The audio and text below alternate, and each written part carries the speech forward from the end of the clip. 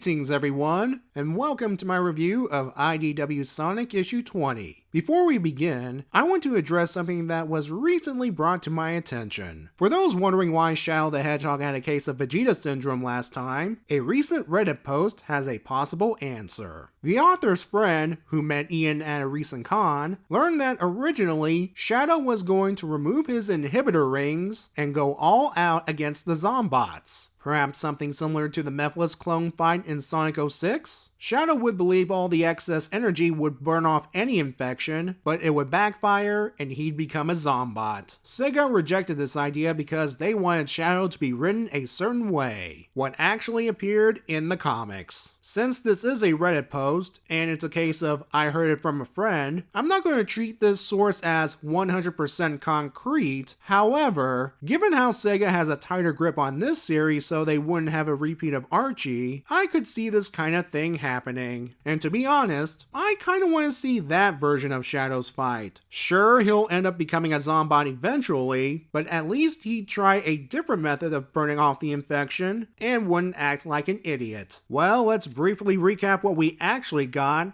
and of course, spoilers from here on out. Sonic and Team Dark are in Sunset City trying to evacuate the survivors. Shadow providing transportation with what essentially is the gun truck with the serial numbers filed off. Sonic once again runs off to burn away his infection, and it's starting to take a toll on him. Shadow goes to town on the Zombots, and thanks to his reckless behavior, plus ignoring the advice to run to burn off the infection, he fully transforms. Now Sonic, Rouge, and Omega have a new problem to deal with. We start with Sonic giving his I told you so speech to Zombot Shadow before breaking free. Being a Zombot means Shadow is not at 100%.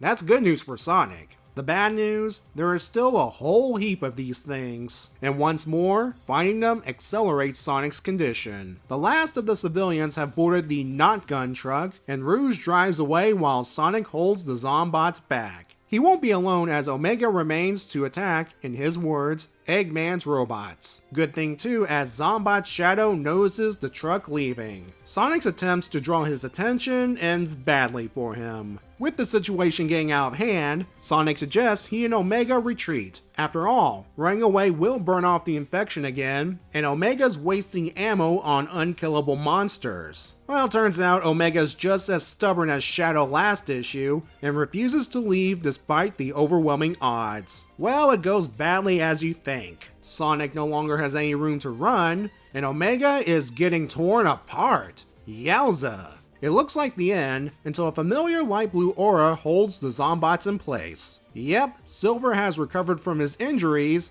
and he and Tails arrive to assist. Don't worry, they didn't pop in all of a sudden. Rouge called for help last issue after Shadow got swamped. Tails sends Sonic towards the tornado outside the city and rescues Omega.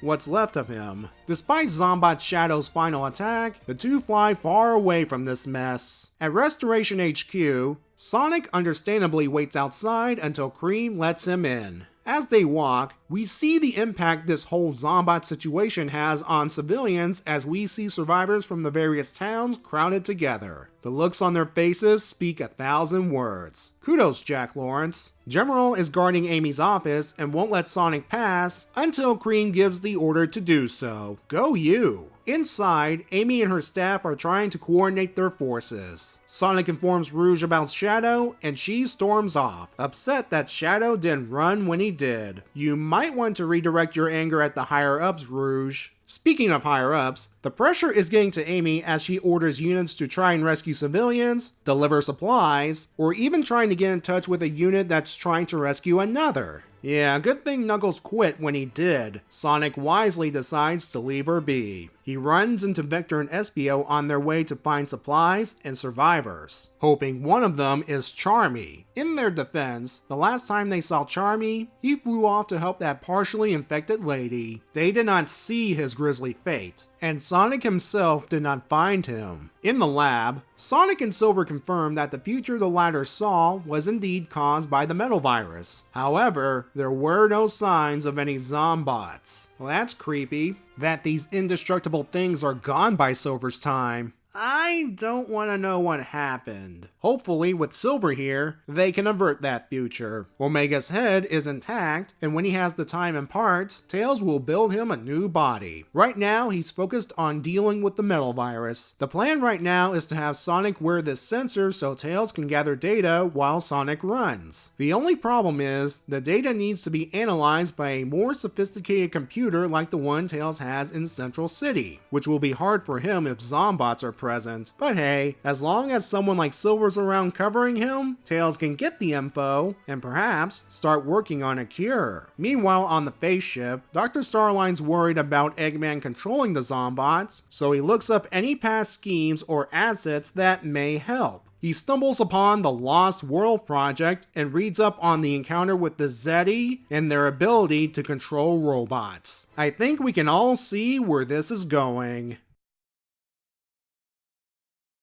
The first part of this issue is your standard action piece, with Sonic and Omega holding off Zombots while Rouge drives the survivors away. I don't know if it's just me, but is Zombot's shadow a bit more aggressive than your average Zombot? Maybe it's because of his alien DNA or something. And I'd be more sympathetic to his situation if the inhibitor ring idea I talked about in the intro was true. Things started getting interesting once Tails and Silver show up, and what's happening over at Restoration HQ.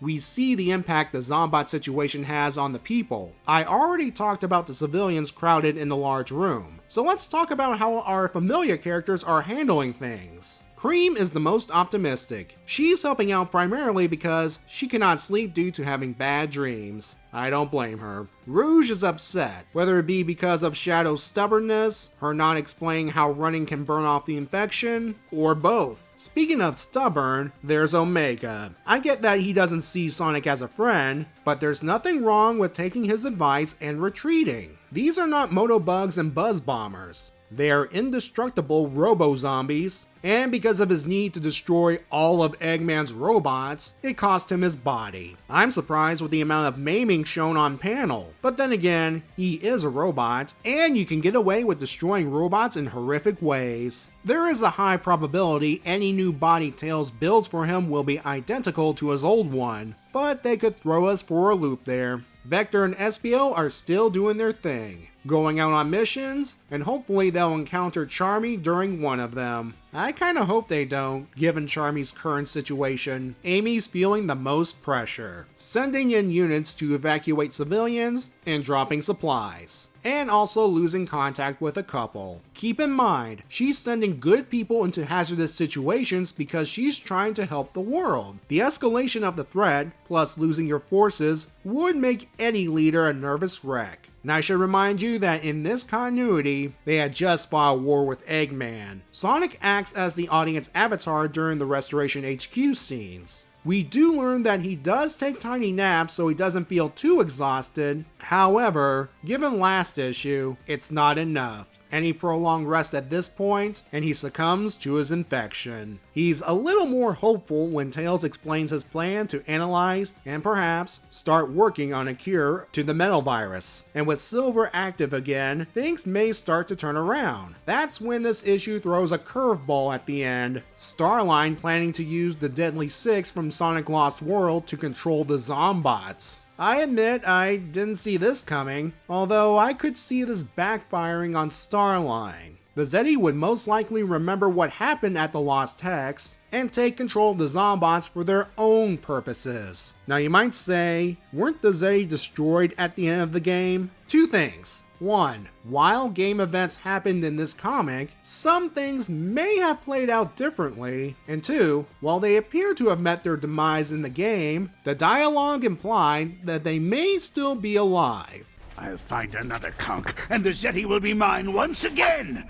The point is, Starline should have done more research before utilizing the Zeti. From Starline's point of view though, he's trying to take control of a desperate situation. Also, Eggman might have left out some details about his past plans. As we approach the next chapter of the Metal Virus arc, the comic's going to shake things up a bit by having the next 3 stories take place simultaneously. Come back next time as we take a look at issue 21 featuring Tails.